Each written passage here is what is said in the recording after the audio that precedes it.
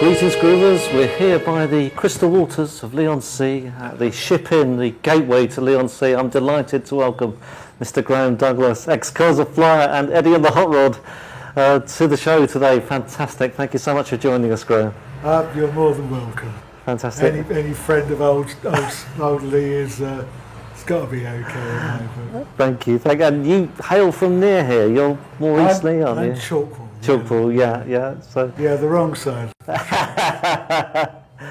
As the posh side was the south side of the London Road. Yeah. The scraggy side was the north side of the London Road. I'm more the scraggy side as well, more the West Coast side myself originally. So nice to meet someone from the same neck of the woods. And talking of woods, I'm remembering Belfairs. Belfairs Woods. You used to be a teacher at Belfairs in the old days. For a couple of years, I had to apologise to most of my students because I was so busy trying to be a pop star that I forgot how to. I was supposed to be teaching them, but one or two of them remember me, I think. Well, Jeff does, and he's brought the homework he should have brought back in 1974. So you were combining your musicianship with being a teacher. That must have been difficult to reconcile at times, I would have thought. It was quite fun getting out of the van about 5 o'clock in the morning, coming back from Newcastle or something. Oh gosh, yeah. And then desperately grabbing a breakfast and trying to teach chemistry, I think. That's right, yeah, rock and roll.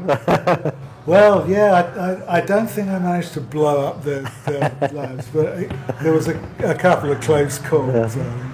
So it's about 73 that the Curzels took off, wasn't it? Yeah, late 73. Were they the first band you've been in, or had you been in? Oh, no, I was playing with Barry Martin. Oh, yes. And Andy, the bass player, Dudley guys, and Phil. What was Phil's name? Phil Aldridge. Phil Aldridge, yes. Yeah, Phil Aldridge. He was the drummer. Yes. We were called Eddie and the Blizzards. Eddie and the Blizzards, right? Yes. And Dave Higgs was so impressed that he nicked the name and called his band Eddie and the Hot Rods. Of course. Well, around that time, there was Eddie and the Falcons was an album by Wizard. Yes. So, yeah, that was a lot of the old Eddie coinage, and of course with the rock and roll connection. And there was Ed Hollis, with the guy you co-wrote Do Anything You Want to Do. Was he a connection with the Eddie part of the Hot Rods? I was actually a team at Teachers Training College at Brentwood. Oh, yeah. 1970, yeah. 72. Suddenly there was this quite loud character with amazing record collection. I thought Will Birch had a record collection, but this guy had thousands. They were coming out of his ears. Right. He had every record you'd ever imagined. Especially sort of old limited editions. Right. Couldn't believe it. Right. So he knew his music as well. Yeah, because he was the manager of Eddie. Yes, yes. He was the reason why some of the early Hot Rods covers were so good, because he selected good covers for them. That's right, they were like a garage band, weren't they, in those very early days? The covers were Gloria, weren't they? Gloria, 96 Tears. Satisfaction they did, didn't they, as well, I think? And The Kids Are Alright, that was on Live at the Marquee. That was before you joined them, wasn't it? I played Kids Are Alright. Did you? Yeah. Live at the Marquee I didn't play, no, that was 76, because you joined the Hot Rods early 77, if I remember. Was it? Were you on I Might Be Lying on Top of the Pops? Yeah, that's right. Yeah, I think saw you then. And before then, of course, you've been on Top of the Pops late 76 with Little Dashino, still one of my favourite songs, which you co-wrote with Paul and Will. how controversial do you want me to be here? Well, please feel free. I mean, Mike Batt was involved in that. Although he's a very, very talented musician, Yeah. I thought he was so totally wrong for the Curzons. Oh, right. Although he did good arrangements Yeah. for the songs on Golden Mile, Yes. there was no real space for the band per se to play. All he really wanted to do was get a vocal out of Paul, rudimentary rhythm track, Right. and that was it. So frustrating, I suspect, for yourself. Yes. But you know, they got on top of the pops, which was the inner sanctums. Yeah. Reason to live. You know, that was. But I felt that you had a bit of a sardonic take on it, seeing the kind of video footage of it these days, that you were slightly feeling ironic about it. It felt like you were playing up to the fact that it possibly wasn't really how you saw yourself. I might just widen the mark there. At the time, I wanted to be a guitar hero. Right. And the way the Curzons were losing the country and the rocker element of it was going away from the sort of thing I wanted to do. Yes. I mean, I wanted to be a little bit more rocky, a little bit more. Well, country was fine. I mean, I liked the Birds, the Burritos, and all that. Oh yeah. I mean, that was fine. Yeah. I mean, I loved doing all those sort of boogies and but straight pop, no. No. It wasn't really what I wanted to do. I thought it was a great bubblegum pop single, wasn't it, of its own time? Well, it was a clever song. Yeah. Especially when they got the old washing machines out. I mean, I think that was genius from the BBC. Yeah. And talking of great pop, the riff you did, Do Anything You Want to Do, it's still inspiring. The vitality and the defiance of that record is so visceral, great visceral record for me. It's like I still, it makes me get a surge in energy when I hear the opening Ed gave me some lyrics which were rudimentary. Right. And we'd been talking about when I was at Brentwood and I first met him. I had a friend called John Power who was very into the esoteric arts. Yeah. And he loaned me some Aleister Crowley books, Golden Dawn and all that. Yeah. And when Ed came up with this, Do Anything You Want to Do, I thought, there's a connection. Yeah. And so I tried to reshape the lyrics into kids. What kids are having. I mean, in those days, kids were having it tough. Yeah. In what's it, Winter of Discontent. Yeah. And all that. Yeah. It was before that, wasn't it? Yeah. They had it easy. Yeah. I mean, compared to now, they had a good time. Yeah. Yeah. But at the time, it felt like kids were really having the shit rubbed in their face. It did strike. Well, sorry for the pun, but it did strike a chord for us kids back then, eh? Well, so I tried to. I mean, I will own up to. I mean, Bruce Springsteen being one of my favourite artists. Yes.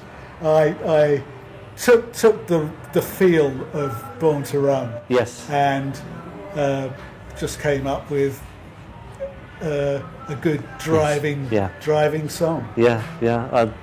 3 minutes of pure pop perfection, I think, and with I say vitality and energy. It was very much. We'll still play it on the show quite a lot, actually. Well, keeps the old royalties rolling. Yeah. And that's very. I'm very happy to. Excellent, excellent. There was another one from around that time. I think you had a pun on a David Bowie track. There goes the Train to Shoeburyness. David Bowie track, always crashing in the same car, and you'd written, ignore them, always crashing in the same bar. That's right. That was a story of Belgium. My first trip abroad with the Hot Rods was to Belgium. As I've said on my website, Belgium is a very smelly country. Oh, right. I mean, Belgian people are lovely. Yeah. But they do insist on putting raw sewage on their fields. I think. And as soon as you get off the ferry, it takes a day or maybe 2 days for your nose to get accustomed to the stench. Right. And we played. I don't think it was Antwerp. I think it might have been Bruges. Yeah. And we did a good show. We were buzzing high as kites. Yeah. You know, we were coming back to the hotel with a few friends, and the hotel owner decided he wasn't going to serve us any beer. No. This was a bad mistake. Oh dear. And suddenly there was a bit of argy-bargy going on. Barry wasn't involved, was he? No, Barry wasn't. Oh. It was Ed. Oh, right. It was Ed, and I was doing my best actually to use my limited French to avoid him getting carted off to the Nick. Yeah. And unfortunately, it didn't work. Oh dear. So we got fined the entire takings for that night's gig, I think. And then the rest of the Belgian gigs were fine. But when we got back, Ed decided to scribble a few lines, so we wrote "Ignore them." Ignore them. I'm thinking about Belgium. Am I right in remembering that you were at the Mont de Marsan Punk Festival that year? Yeah. That was France. Yeah. Oh, was it France? Sorry, yeah. The clues in Mont de Marsan. Yeah. That was down near the Spanish border. Oh, right, okay. It was a bull ring. We flew from this shaky old plane from Southend Airport. Oh, right. The Feel-Goods and a couple of other disreputable people. Yeah. And came down there. It was fine. Yeah. Apart from the fact nobody got paid. Oh no! Oh yeah, I remember the stories about it now. Yeah, there's Clash were on that one as well, weren't there? I think there was a riot there, wasn't there? They were really sniffy about the whole thing. Were they? Yeah, for street people. They were a bit. We're stars. We want to get paid. We're not going on. But they eventually did play. Yeah. Stranglers were good. They played well. Yeah. And I got a lot of time for them. They're a bit older than the punks, old Hugh and Jean Jacket. Yeah, and Jet was pretty old. Ancient by then as well, wasn't he? Well, yeah, it's good keyboards, so good on Hammonds. Yeah. Who else was there? Feel-Goods were good. Yeah. Of course. Jippy had just joined then, hadn't they? I think. Yeah. And I think Hot Rods played pretty well. Yeah. Yeah, it's you were a 5-piece, weren't you? Obviously with yourself, Johnny. It was quite a corky atmosphere, I mean. Yeah. Oh, Dave Higgs was. Yes. If there's a name under Keith Richards, it's got to be Dave Higgs. Well, he'd been around in Southend for quite a while, hadn't he? Beforehand. He is the best rhythm guitar player. Yeah. Never wanted to be a lead guitar player. Right. He just played rhythm. Wow. And he played it superbly well. So you coming along helped him out a big deal. Yeah. Brilliant. Yeah, he did. Kept it driving. Yeah. Paul and Steve kept it rocking. Oh yeah, tight rhythm, weren't they? I just floated along with the shot. Yeah. Did fiddly bits. You look so you enjoyed yourself, though. Yeah. And Barry was still going, isn't he? Still doing it with the Hot Rods. He's still a very good frontman. Yeah, it's Barry. Yeah. Barry is the star. Yeah. Yeah. So there was Life on the Line was the one I remember about 78, wasn't there? And after that, I don't remember seeing you again with them in the late 80s, I think. We did Thriller. Where have I heard that one before? So yes. Michael Jackson I confident from you guys. I think he mixed it. Yeah.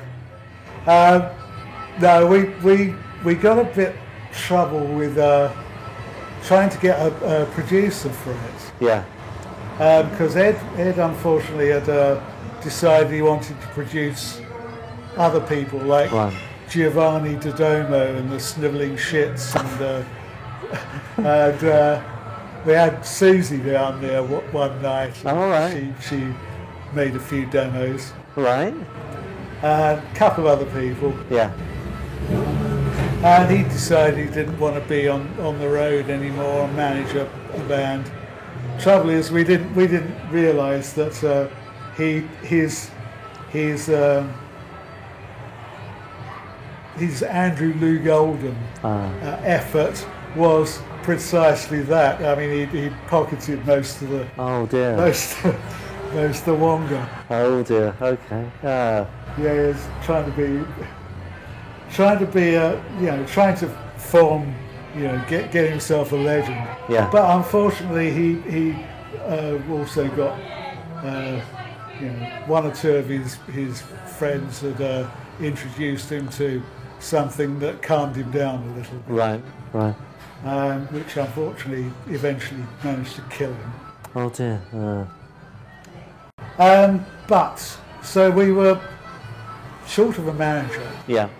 Short of cash. Yeah. Short of money, and Ireland wanted somebody to produce us. Yeah. Because Ireland were going through management turmoils at the same time.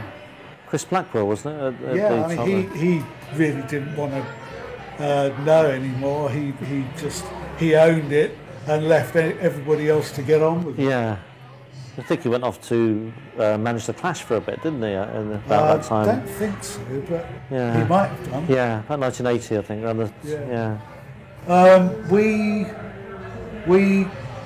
He signed a deal with EMI, so we managed to record in Abbey Road. All right. Lovely. Yeah. Especially seeing as Mr. McCartney and his missus kept sticking their heads round. Did they? Yeah. I mean, I think not to. They quite enjoyed it. I mean, he was rolling. I don't know if he'd grown it all himself in his Scottish. Yeah. But he was rolling these spliffs like the. I mean, you. I was relaxed. I mean, we were rolling on the floor. Oh, right. The amount of stories he was coming out. Yeah. He was rolling on the floor. I mean, couldn't believe it. Fantastic. We couldn't. It was my idea to get Linda to sing back up. Yeah. I mean, I was so having such a good time. I just wanted him to stay. So I thought, that's the way to do it. And she could play the bongos as well, couldn't she? Yeah. And we had Linda do backup on one of the songs, a couple of the songs. Yeah. Unfortunately, we'd left it a bit too long. We should have had it, should have recorded it, released it, gone back out to the USA. Yeah. Because we'd missed our opportunity, we'd missed our window. Yeah. I'm just trying to think back, because I saw you at the Rainbow. It was about February '79, and I think I lost track of you guys after that for a bit. Don't know. I that was around the time of Thriller or not. Yeah. Yeah, 78. Yeah. Okay. Yeah. And then we did we had some guy, Harry, took over management. Right. He had been managing Manfred Mann. Oh yeah. Yeah. It was okay. Yeah. But his tour manager was an old army sergeant. Oh dear. Oh, that would have worked then, really, would it? Especially Paul McCartney. Yeah, it was a bit. I mean, it was okay. Yeah. And but the band had lost its edge. Yeah. Because Paul and Steve had been playing with Johnny Thunders. That's right. Yes. Yes. And that was no problem. But Yeah. Dave had been a little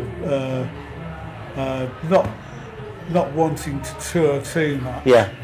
For reasons I don't really know.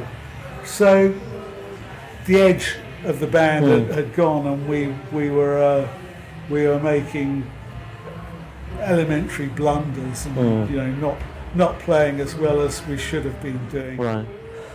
That's interesting you mentioning about the touring side of it, because on this album here, when you rejoin the Curzels, one of the songs I love on there is called "A Former Tour de Force is Forced to Tour."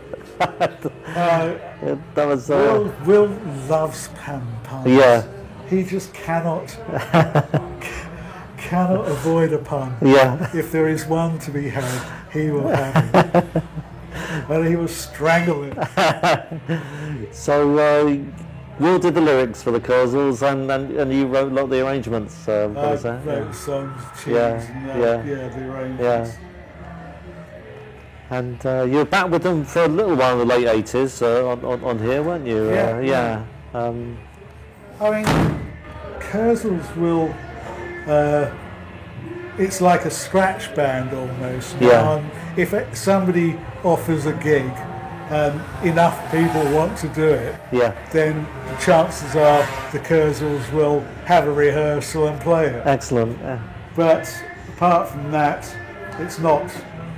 It's not I mean, Paul is more concerned with his getting back to his country. Yeah, with the other guys. Yeah. Well, we're going to see them later at the Leaf Folk Festival. Yeah. I mean, Will considers himself more an author now, doesn't he? Yeah. No Steep Till Canvey Island was one he wrote about you guys and the Feelgoods and gosh, was it Ducks Deluxe, Brinkley Schwartz? They were all there, weren't they, in that tome? Yeah. Will is a deep sea diver. Richie Will is a deep sea diver. Right. Yeah. I think Vic's still playing with Paul, isn't he? The other guys. Yeah. So you've been doing solo work for quite some time, Graeme. Yeah. When sort of late 80s, I went back to school, back to university. Right. And did a degree in astrophysics. Oh, right, okay. I never did get a chance to have a word with Wilco. Wilco, yes. Yes, astrology. Wilco is really, really keen on it. Yeah. I mean, I'm got a lot of time for Wilco. Yeah. He's always been a good guy. Yes. We saw him yesterday in the park up at Lee Gardens, and he was very gracious and very good to see him. Yeah. I mean, again, the Feelgoods currently are not a tenth as good.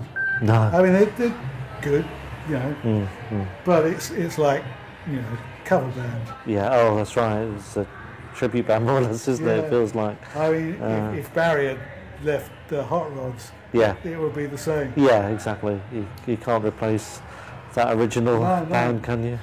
But any of us who saw the original band, it's very hard to accept, isn't it? But, yeah. So your album, Eclectic, Graeme, it's your latest album. Yes. G.J. Douglas. You're not giving your full name there, is it? Is that how you're? I don't know. I mean, this was.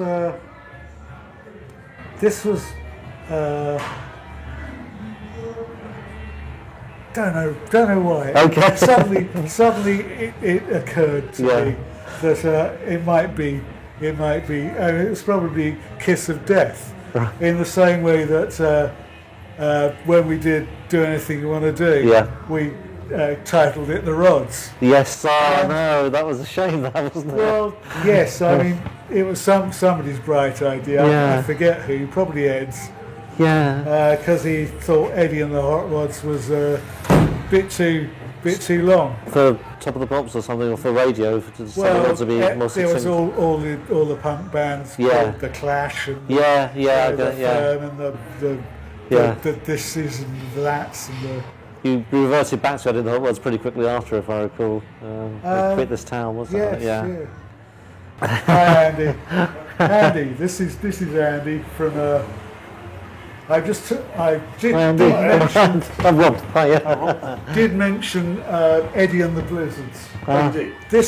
The bass player from Eddie and the Blizzards. Andy. The Chuck Taylor Blue Stars. You're playing today then, Andy? Yeah. Up to 3:15. Oh, with the other guys, yeah. I look forward to seeing you guys later. So a bit early, need a few beds for me. Talking of which. Well, I'll leave you to it. Cheers, Andy. See you a bit later. There you go. I'll see you later.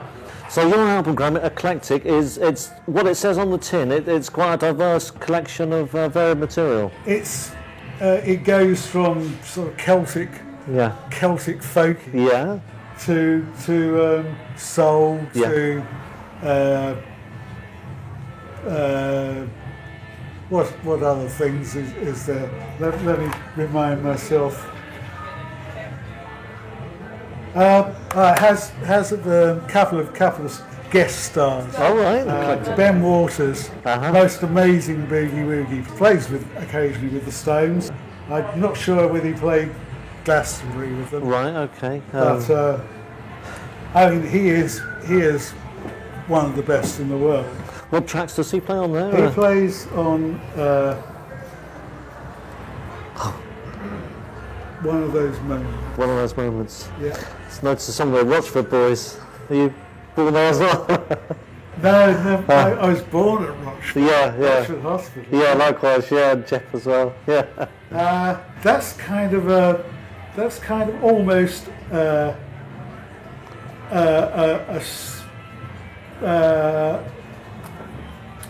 how can I put it? How the Hot Rods got their name. Okay, all right, that's great. Yeah. As in, I mean, what do you think, Hot Rods? Fast cars or stolen cars? It's about the stolen cars. Yeah. Okay, excellent. And any particular songs? You're going to say all of them, aren't you? Any particular songs you're proud of? Moses and Muhammad is my religious song. Okay, all right, okay. Well, look forward to playing that on the show when I get back. Okay. Just wondered about performing live. Do you play live shows at all anymore? I've been trying to do it with my backing band being a MacBook Pro. Right, okay. I record the backing tracks. Yeah. And it doesn't go down. It doesn't feel the same. Right. It's a cheap way of doing it. Yeah. So if anybody wants to hear me going through my greatest hits, I will cheerfully turn up with my MacBook and Are you running Logic or Pro Tools? I use both. I generally do. For live shows, I use Mainstage, but I start songs off on in Logic because they have better MIDI capabilities, and then I switch over to Pro Tools and do the guitar and the vocals, and then I try and mix these. I got my old friend who did the Hot Rods album, The Curse of the Hot Rods. Right. We recorded that down in a little grungy studio in Covent Garden. He house engineer, Steve Ford. I sent him all the tracks over. Yeah. And asked him if he could possibly make some sense of them. Okay. And in the end, he managed to do a pretty reasonable job. Good stuff. Good collaboration. Yes. And you've got your own Graeme Douglas website with your music on as well, haven't you? www.graemedouglas.co.uk. Oh, fine. That'll be easy to find for listeners and viewers. And there's even some a YouTube. Oh, right. Okay. YouTube. Forget what that's called. No. Okay, we'll find you. We'll get that out there. There's a few videos on there. Excellent. Oh, that's great stuff. Thank you so much, Graeme, for your time. I know you've got to get on to your mum's birthday. Happy birthday to your mum, and right. Thanks so much for spending time. I mean, that makes me feel. It makes me feel quite old. I know. It catches up very quickly, doesn't it? For those halcyon days of the 70s when we enjoyed the music. Those days seem to last forever. Oh, yeah. These days seem to go very quick. Yeah. I think. I'm afraid they do. After 50, it goes very quickly. It seems to me. Yeah. Oh, it was a pleasure. Thank you very much, Graeme. That's so brilliant of you. Thank you, and I look forward to playing songs on the radio and some of the retro ones too. Why don't you